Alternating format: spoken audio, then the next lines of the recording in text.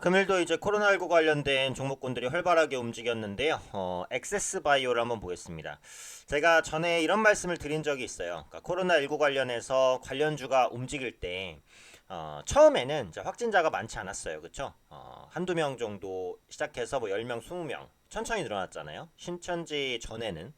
그래서 그때는 사람들이 그 걸리는 거에 대한 위험성이 크니까 마스크 관련주가 가장 강했고, 그 다음에 이제 그런 부분들이 확산이 되니까 진단 키트 일단은 걸렸는지 안 걸렸는지 알아야 되잖아요. 그래서 진단 키트라든지 아니면 온라인 관련주 이런 종목군들이 강했고, 지금은 이제 코로나 관련된 리스크는 대부분 노출이 됐잖아요. 그리고 확진자도 몇천 명까지 늘어났습니다. 한국에서 확진자 증가 속도가 굉장히 빨라졌었죠. 그러다 보니까 백신 관련주로 움직였고, 제가 코로나19 관련주는 진단키트 백신 관련주로 계속 움직일 거다라는 말씀을 드렸어요. 그래서 오늘도 이제 그런 흐름이 나타났고, 그리고 이것은 코로나19 관련주의 거의 이제 정점을 지나서 최종 단계로 가는 것이다라는 말씀까지도 드렸어요. 그래서 그 의견까지는 아직 변함은 없어요. 어차피 확진자는 더 나옵니다. 그래서 JP모건이 예상한 대로 국내 확진자는 한 10,000명까지는 나올 것으로 예측이 되고, 3월 말 정도는 돼야 정점에 달할 수 있을 것으로 현재로서는 보여져요. 그러다 보니까 진단키트나 백신 관련주만 계속해서 돌아가는 그런 순환매를 낼 가능성이 높다라고 봅니다. 그래서 코로나19 테마주를 하시려면 결국은 이제 백신이나 진단키트 관련주를 보시는 게 맞는데, 언제나 그렇듯이 절대적으로 테마주 매매를 권장하진 않습니다. 일단 엑세스바이오가 뭐 그 전문적인 말씀을 드리려는 건 아니고, 코로나19 무력화 항체 발견 이슈로 올랐어요. 그래서 어떤 관계로 인해서 엮여서 갔는지 이렇게 이제 보겠습니다. 일단은 이 부분을 알아야 되는데, 그 액세스 바이오의 이제 자회사 중에 그 웰스 바이오라는 데가 있는데요. 자회사 중에 그 웰스 바이오라는 데가 있습니다. 근데 이 웰스 바이오가 그 1월 말에 한국화학연구원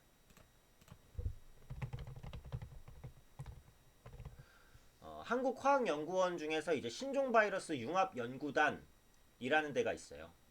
신종 바이러스 융합 연구단과 우한 폐렴, 그러니까 신종 코로나 바이러스, 코로나19 분자 진단, 면역 진단 기술의 공동 연구를 위한 두 기업 그 주체 간의 MOU,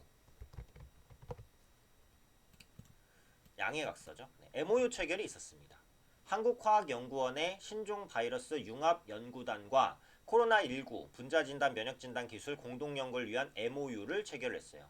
그래서 이 두 기관, 그러니까 한국화학연구원과 엑세스바이오의 자회사인 웰스바이오가 협약에 따라서 이 코로나19 특이 유전자 검출이 가능한 분자 진단 기술 개발, 그리고 신종 코로나 바이러스 항원 단백질 검출용 면역 진단 기술 개발 상용화를 추진해 나가겠다라고 이제 했었습니다. 그런데 그 부분에서 엑세스바이오가 당연히 이제 백신 관련주를 묶였다가, 오늘 이제 갑자기 또 급등이 나온 것은 새로운 부분이 나왔죠.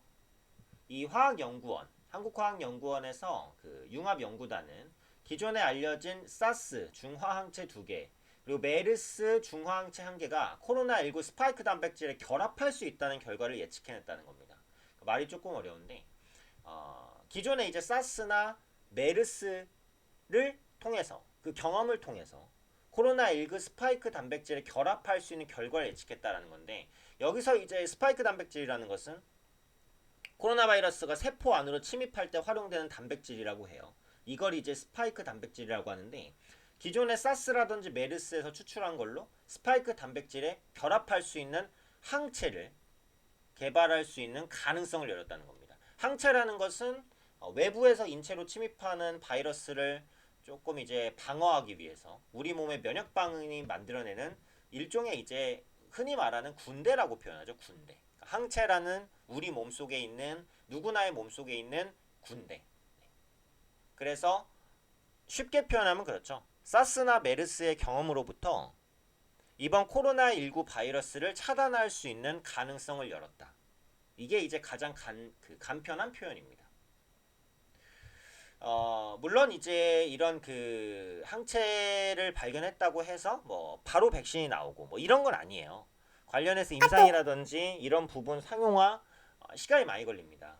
물론 이게 지금 굉장히 긴급한 상황이기 때문에 빠르게 이제 개발이 되겠지만은, 그렇다고 해도 이미 개발이 되고 처방이 됐을 때는 코로나19가 거의 종료가 됐을 거예요. 근데 주식이라는 것이 어쨌든 기대감에 의해서 움직이니까 오늘 상승이 나왔죠. 그리고 기본적으로 엑세스바이오 같은 경우는 기술적인 흐름도 좋았어요. 요게 이제 보시면은 제가 이제 수렴과 발산에 대해서 교육 영상 올려드린 게 있는데 요게 이제 딱 수렴하는 형태죠. 고점이 낮아지고 저점이 높아지는 형태. 수렴 이후에는 거의 대부분 발산이 나옵니다. 그런데 그 발산이 상방일 수도 있고 하방일 수도 있어요. 당연하죠. 어느 쪽인지는 알 수 없어요. 근데 지금 코로나19 확산에 백신 진단키트 관련주가 죽지 않았기 때문에 발산이 상방으로 나오면서 일단 장대 양봉을 띄운 그런 흐름입니다. 발산이 상방으로 나오면서 장대 양봉 대량 거래량, 이게 전형적인 뭐 공부하기 좋은 차트라고 볼 수 있을 것 같아요. 그래서 수렴과 발산 패턴으로도 연구를 좀 해볼 만한 가치가 있는 거죠. 사실 이제 이렇게 수렴 차트가 나올 때는요, 이 방향성을 미리 예측해서 매수하는 것은 리스크가 큽니다. 아까 말씀드린 대로 이게 상방일 수도 있고 하방일 수도 있거든요. 그러니까 매수 타이밍을 어떻게 잡아야 되냐면 수렴이 거의 끝나서 방향성을 보고 매수하는 게 맞는 거거든요. 그러니까 엑세스 바이오는 사실은 어제 매수했으면 오늘 큰 수익을 받겠지만 어제 매수한 것은 불확실성이 좀 큰 거예요. 오늘 시초가에 이 수렴이 상단을 돌파하는 걸 보고 매수했으면 가장 정석인 거예요. 근데 그러려면 어때요? 그러려면 오늘 10분 봉으로 보면은 한 2시 이후부터 켰잖아요. 그쵸?